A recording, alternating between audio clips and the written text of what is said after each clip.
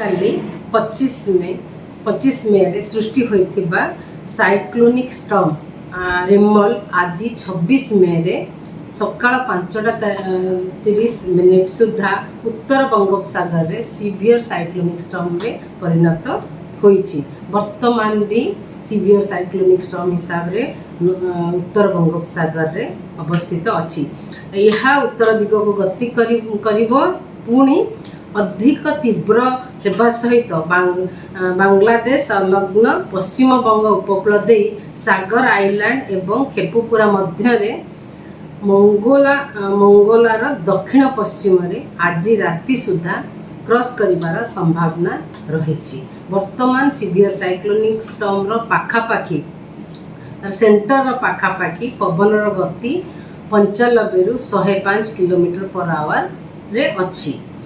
Severe cyclonic storm ଯେତେବେଳେ cross କରିବା ସମୟରେ ପବନର ଗତି ରହିବ 110 km/hରୁ 120 km/h, ଗଷ୍ଟିଂ ଟୁ 135 km/h।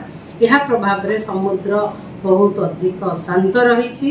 ସେଥିପାଇଁ ମତ୍ସ୍ୟଜୀବୀମାନଙ୍କୁ ସମ୍ପୂର୍ଣ୍ଣ ନିବାରଣ କରାଯାଇଛି ସମୁଦ୍ର ଭିତରେ ନ ପଶିବା ପାଇଁ।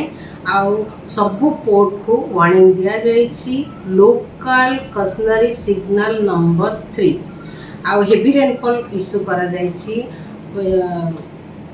ଉପକୂଳ ଜିଲ୍ଲାମାନଙ୍କରେ।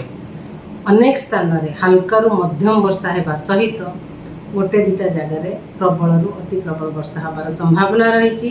ସେ ମୋଷ୍ଟଲି ଭଦ୍ରକ ଆଉ ବାଲେଶ୍ୱର ଜିଲ୍ଲାରେ ପ୍ରବଳରୁ ଅତି ପ୍ରବଳ ବର୍ଷା ହେବାର ସମ୍ଭାବନା ରହିଛି ଗୋଟେ ଦିଟା ଜାଗାରେ, କିନ୍ତୁ ପୁରା ଡିଷ୍ଟ୍ରିକ୍ଟରେ ହାଲକାରୁ ମଧ୍ୟମ ବର୍ଷା ରହିବ, ତା ସହିତ ପ୍ରବଳରୁ ଅତି ପ୍ରବଳ ବର୍ଷା ରହିବ।